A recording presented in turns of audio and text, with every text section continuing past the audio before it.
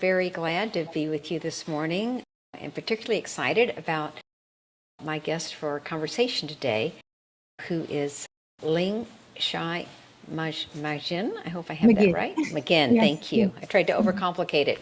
Maginn, who is the founder and CEO of Jenzabar. And they are on a mission to completely revolutionize higher ed. So I'm looking forward to hearing more about how she does that. So, Ling, let me just bring you back here to the center stage. Welcome. Thank you so much, Carrie. I would love, by the way, I just have to comment again, what a fabulous background from the Thank you. Boston Back Bay. Yes, I'm yes. very fond of my bookcases, but I had to swap for something. It could be that. I've changed that with your weather in Florida. There you go. That's a good swap. That's a good Yes, swap. good luck. Yes. Yeah. So you have quite an interesting background before coming to Jenzabar with all sorts of education at prestigious institutions from Beijing to Boston, small schools in Boston. And I wonder why you left that world, particularly consultant at Bain, to start your own company. And in particular, this company where you have now been the helm for 20 something years.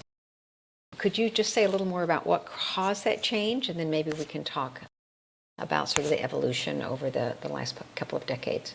Yes, absolutely. I was so blessed to be able to go to Beijing University for my undergrad, then Princeton University for my graduate degree in international relations and MPA. And then I was able to go to Harvard Business School to get my experience between Beijing University versus Princeton, even though the language was so different, but Yes. the experience was very similar. But my experience at Harvard Business School versus the previous two schools was so fundamentally different because we had this great learning, cutting edge learning platform. So every morning I'll be going to computer, log into my screen, and boom, that get me into a calendar of my day, my classrooms, and my assignments, and my section mates. So we have a little mini Facebook feature in that whole system. It creates such an interactive experience. I would go to that one central location, finding all my cases, my homeworks, and also corresponding with my section mates and see that background learning. A professor would wake up in the morning, would figure out who's a cold call target from that little Facebook feature. So they spent $15 million to create that system, and we were the guinea pig of that. So when I was graduating, I wrote a business plan in my last class, and I want to create something profound, impactful that bring this really prestigious technology system and learning experience out of the Ivy Tower to people who could not afford it. And so, literally, out of that business plan, I went on to did a startup called Jenzabar. The reason why I named it Jenzabar is we couldn't find other names we can trademark. It was a internet.com boom and bust boom time before busted, and so I had to make a name. So Genza in Chinese stands for the best and brightest. Bar means a class, so Genza Bar stands for the class of the best and the brightest. Oh, that's So fabulous. Thank you for thank sharing you. that. Yeah. And who doesn't want to be in the class of the best and brightest? That's excellent. Yeah. That's every parent's dream. Yeah. So you've talked about how you came upon your mission. Talk about a little, what is it that Jenzabar does today? How have you, over the last 20 years, evolved? How's the company Yeah. evolved from that mini Facebook experience to your offerings today? Yes. So as I went to the marketplace, and so we, very quickly acquired companies, and altogether we have serving over 1,000 schools and campuses. And throughout the years, the company evolved. I also evolved. I have a come to faith movement, and so then I went on, took a little period of time to do mission work to end the one-child policy, force abortions in China. But after that, I came back and I just, literally just try to figure out what's the new mission for Jenzabar. Is that going to be the same? Try to produce a class of the best and brightest, or something else? So now we were able to redefine our mission, similar, but it's further defined that we believe everyone is a masterpiece with a great work to do on earth. So our Jenzabar's mission today is to create pathways, technology, service, solution pathways to empower all to know who they are and what work they're destined to do and how they can unlock their full potential at home, at work, and in the world. So that's the mission that is drive us now to try to build this great technology system that can revolutionize education. Yeah. Well, you're clearly a mission-driven person, describing the work that you did before Jenzabar and certainly how Jenzabar, what they have evolved into. Could you give a specific example maybe of a product that Jenzabar offers, how that actually works for people to fulfill this mission? Yes, yes, thank you so much. Yes, for me growing up without vision, people perish. And I was always had a mission ahead, so as leading a company, I know I can't do it without mission. So to be able to have this mission forward, it's a huge audacious mission, and we need to have an actual thing to support it, rally our staff to work towards our customers, higher education client to use it. And so we have currently really robust and the best student information system. Literally, they can put the entire campus virtually. So when COVID hit, our system, when everybody gets sent, students, faculty sent home, our system empower the campuses to running nonstop. And so the kids can learn virtually and via Zoom, via our learning platform, and the grade be given and the financial aid still being collected and school kept paying their bills and graduate student. So that's our core system we have today. We've been 2 years in a row to be the number one most selected vendors out there in the marketplace. So I'm very proud of that. Of And course. then we continue to innovate all the adjacent solution to enhance the enrollment piece, enhance the part that really help adding the career advising piece and academic advising piece to our core. Then the third part, that's the radical disruptive innovation that we're working really aggressively and excitedly about. That's the future campus movement. We envision someday all the learner in the whole world can access this education just like today people access their commerce via Amazon. So we want to produce this Amazon or Netflix equivalent experiences for all learners from anywhere, any place. So like Apple unbundled the whole music industry, so people no longer had to buy a whole CD-ROM just to get one song. They were able to unbundle that and say, listeners, you can listen to anything, everything from multiple places. That's what's going to happen. We hope to make it happen for education. Students can go to one college or even at their home or at their work, and then they can access all the great knowledge and their cost effectively, both time wise, financial wise. And before they spend the first penny, I want them to know what kind of great job they can get. And so, that would be an ROI, return investment made. Versus today's situation, a lot of kids get sent to school, spending their parents' saving, life saving, or borrow huge debts, and they graduated. They don't have a job support that, and they Yeah. can't even wipe out that debt via bankruptcy. Yeah. So they end up having jobs that's not what they are meant destined to do. It's zaps America's entrepreneurship and innovation. So that's a broken system. And so we built, they would come, that kind of thing. So we're turning this whole model upside down. Particularly right now is a college admission season. One of my daughters is waiting for her acceptance. Uh-huh. All these elite schools, they like have 1%, acceptance rates or 2% or 3%. That means that the rest 96, 97% people be rejected. They made it feel less than, not measured up, not good enough. That's wrong. What Jenzabar's passion is everybody's masterpiece.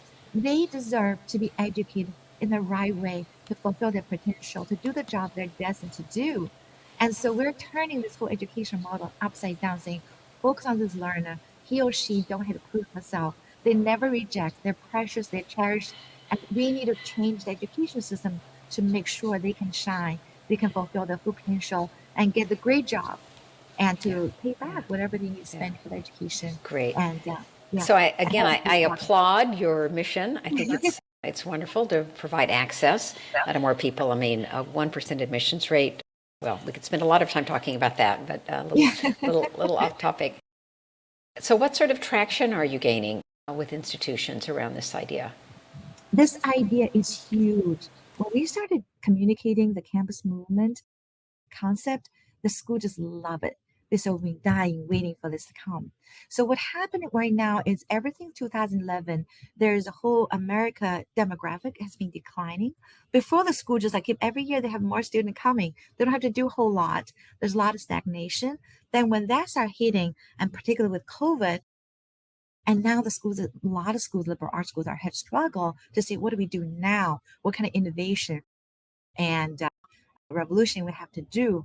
So when Jenzabar started casting the vision, communicate that, they're just like, oh my gosh, we want to do that and help us to get there. And so it's our job to first articulate the vision, then build the whole system. So we're launching by May, we're launching the first modules for the future campus movement, the non-traditional continuing education, flexible registration system, and to make this platform and also the course library to be online so they can access like the Amazon equivalent inventories.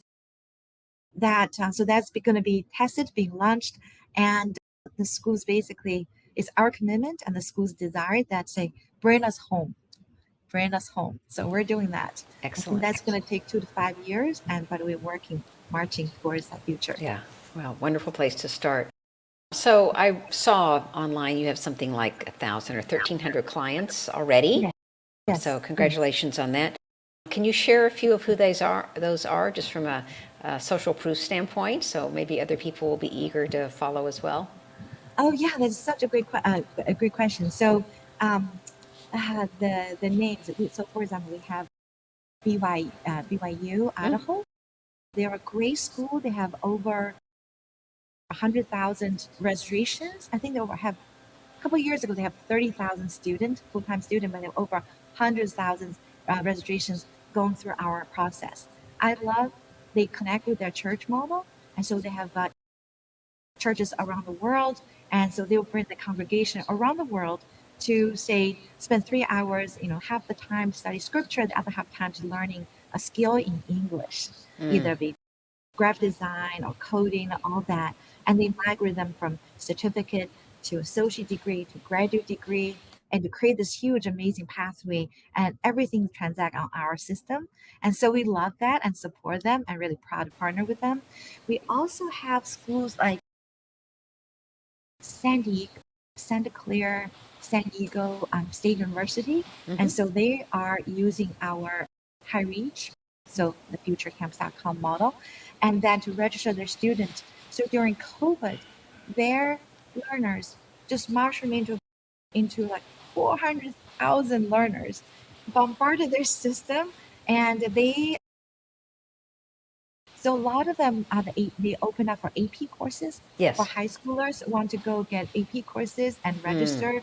So great use it's case. really interesting how COVID just accelerate growth, accelerate learning and consumption of education. Yeah. So these are some of amazing schools. We are just so proud every day and stand by with them. Yes, and I'm sure they're grateful for the support, particularly during such times of high growth. How have you handled the high growth just in your organization over the past few years? There must have been quite an accelerated demand for you as well. Yes, absolutely. When COVID hit us, like many other companies, we sent everybody quickly to work at home. At the time, we did not know it's going to be two weeks or 2 years. So here we go, looking back. But I made a decision as president and CEO of the company that we were not going to do any layoff. When so we're going to focus on our staff first, and because I felt like if the families are fighting for their own health and survival and life. The last thing I want them to worry about is their job security and the health care. And so that stabilized our overall organization versus many other companies use this time to lay off people. And so we also ran financial very conservatively. We didn't go out to do a lot of audacious acquisition stuff that was we were prepared to do. So we shut that part of it down. So during the past couple of years, we realized the first 3 months, everybody was shutting down. There are no software sales pretty much. But afterwards, there's this renaissance type of needs. The schools just woke up saying, oh my gosh, we really need to have a virtual campus. Otherwise, we can't exist. So that's this watershed event, just like before COVID and post COVID, it's like post AD. And so we have to quickly making a lot of contract sales providing. So right now, like we are streamlining our whole implementation to shorten the time to very quickly deploy all these great systems to bring them into the next generation. Yeah, wonderful. Well, I can Thank you. imagine that policy of no layoffs must have also endeared your employees in many ways to your organization. Yes, Great loyalty and engagement going forward. thank you. So smart on so many That's what. levels and the right thing to do. Thank you. Yeah. Thank you. So it's the company. I think when we ran the business, I have a business school. They said, the best testimony for a leader is to see whether your company you're leading will be the company your children would like to join. Hmm. So I always keep that in mind. I think this as a family company, do to others as you want them to do to you. So I treat it as a family. So do the right thing, always be the first thing, not the bottom line. Mhm. And somehow the bottom line always follows suit. We have the highest profit of the year in 2020. And really the most exciting growth in 2021. So 2022, we're excited about that. So during that time, we grow from 400 employees to 467 employees during COVID. So when other people laying off people, we're hiring talent. We Yes. assembled our leadership team, redefined our mission and the values. And so right now, our retention rate post COVID is still 50% higher than the industry average. But Excellent. post COVID, Yeah. people can work anywhere, any place. Mhm. The turnover it get intensified, but we're just so blessed that there's just a strong sense of culture, affiliation, energy, and morale in the company. Yeah. Wow, you sound I'm like a grateful, really, very really nice grateful. place to work. So speaking of the leadership that you had, particularly during the COVID period, let's back up just a little bit. You've been leading this organization for now 20 years, which is highly unusual in a Thank you. space that is particularly one that's technology oriented. How Mhm. have you evolved over that time since you began as a sort of a startup entrepreneur, right? Yeah, Now absolutely. you're well Yeah. seasoned. Yeah.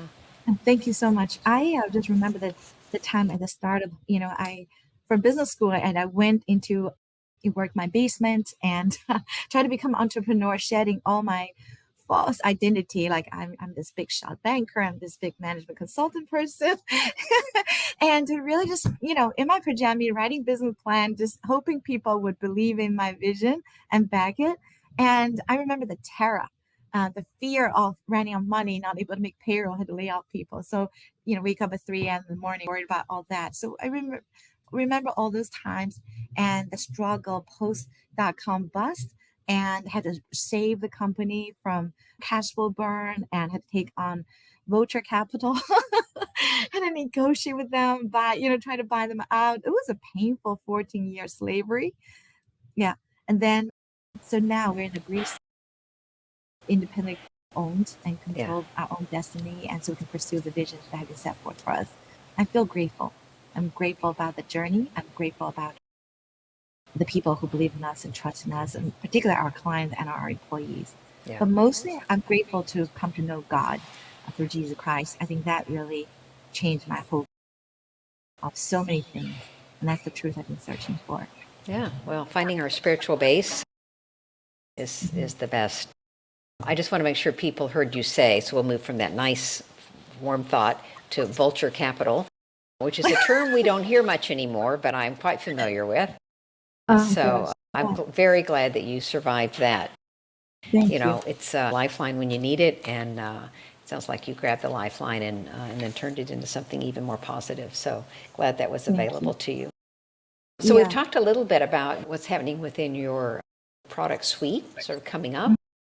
I'm curious, sort of what's your vision for where this will go over the next 5 to 10 years now that technology has evolved so much and you're able to do more things? What sorts of technologies are you using and what are you looking forward to having available? So the technology before COVID went through a whole cloud, moving the cloud movement. And so we were in that stage of doing that. COVID really accelerated the whole cloud transition.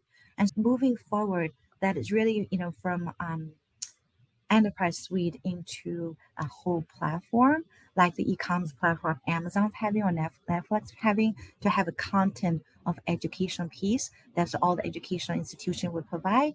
They also have the career choices, and together with the help of aptitude tests for each learners and workers, so they will know what they're most drawn to do and what kind of job in their region to put that together. And so it's a three triangle connection piece: the learner's aptitude and the career opportunity and the just in time educational supply. There's also another piece. The fourth piece is life lesson, life skills. So we have a nonprofit division called All Girls Aloud, is providing the Joyful Life program to teach people about what's our identity, what's our superpower through the Holy Spirit, what's a purpose-driven life, what it means healthy emotion, healthy relationships, healthy financial management, and healthy time rhythm management. So those life skills I found after went through all these Ivy Leagues education and career development, still we can fail in life. Still we can have struggles. Those are so post COVID, one of the biggest things the schools are struggling is not necessarily technology, but mental health issues. We've been hearing a number of schools like Plymouth and some other schools, I think even UPenn, having multiple kids commit suicide and be successful. So Yes. that's extremely painful. And so I feel like when we provide this compass from the learner knowing who they are to career, to education, to life lessons, that compass will provide comprehensive learning, knowledge, advising system, and fellowship, Yes. and to help everyone to be able to survive and succeed and thrive. So that's my hope Yeah. through what we do every day. Yeah. Survive, succeed, So, thrive. Well said. Because it's such a vulnerable time for, yes, I know your base is larger than just young students in the sort of yeah, traditional college age, but they need so much support. So terrific that you found yes, you have a platform for enabling yes, that. Um, yes. as We have a we, as, 1,300 okay, school, sorry, we have a no, 1,300 please. schools that support already 2 million students and many additional online faculties. And so as we transition from the age 18 to 80, and we're touching a lot more people who are already in career development. Hmm. And so I expect, next 2 to 5 years, I'm hoping to support million people, both in America and also in Europe and around the Mm, world, through this really versatile technology platform. We'll no longer be limited by where we're located, which country, and what school we first entered, but yep. we'll be able to enter one school, be able to access courses from 10 to 20 different places, and to really, become our masterpiece versus being defined by the curriculum offering the degrees, Yes. the compliant of that. Well said. I spoke recently with the CEO of McGraw Hill, and one of the things I learned from him, which I found fascinating that you're just now reinforcing, it's not just the digital natives that are pulling this, that Yeah, professionals of all ages, in fact, the higher up the ladder you go in terms of education, the more likely people are to digital education because we need current, up to date information, not old hard ex- print stuff. So there you are. exactly. We're going to be more than ever. We need more consumption of knowledge and skills. Hmm. Everything we learn quickly obsolescent in 5 years. We have to keep relearning. But is that resilient life skills that keeps going? I always have a great passion to educate the needy and the poor. My daughter's Mia, my oldest daughter, when she was 16, she led a family to Rwanda and to build school there. There she learned, she said, Mom, these kids are, even though they are so poor, they don't have food to eat, but they're so smart. And I went to private school all my life, but I see these kids, they just didn't have that opportunity. So her words really touched us, and our nonprofit division helped started building schools over there. So it is my heart one day we could help those kids and those people to be able to access education as well, and so they can be supported. One of the young girls, my daughter Lisha, my little daughter, discovered her name is Jeanette. She was just always bullied, but she's so sweet. Then we learned her mom is a single mother, and who didn't have any skills, had to go to the street sell her body. By doing so, she impregnated by two different men, have three kids, and she got AIDS. And so it just broke our heart. And then, she sleep in the stolen house. So we're able to, through discovering Jeanette, to get her mom health care and the kids health care for $4 a year. They can get health care and they can get free AIDS medication for her and her children, um, and send them to school, get them a house and all that. So it's a one-star fish a time. But that's the thing. That's those women. It drives my heart every morning I come to work, and because I just passionately believe all humans are born with dignity. No person ever have to be put into that slavery situation to have to make a living, survive by selling her body, and and have selling her more, because she had to feed her children. So that's ultimately drives me and my team, my staff, is to make a world a better place that we can all be living with dignity and basic human rights. Oh, Ling, And thank you for fulfillment. sharing that story. Sorry, I'm a little distracted. There's some feedback going on somewhere, but I'm just very touched by that story, and I think that's a wonderful place for us to close our conversation. But I would love for you to tell our audience, if people want more information about your company or your nonprofit, where can they find that? Yes, they can come to jenzabar.com, jenzabar.com. And also, if you want to find our nonprofit, as allgirlsallowed.org, and they can find it. I just want to add one Of thing. course. What set us free from Lothar Capital's, control is really follow God's model. Is called tithing, and he offered first 10% of our profit to God's charity and His work, and from there we were able to set free. And so that make us become a social enterprise that will be continue to be the mission. We'll do is we don't just work for profit or for the bottom line. We really want to make it for mission and make the world a better place. Yes, it's clear that that mission resonates through all of yourself. So thank you again for sharing that with us. And thank everyone who joined us or who is watching this after the live. I appreciate you joining us, and I look forward to seeing you next week. Thank you so much, Lynn. Yeah, thank you so much, Karen. God bless.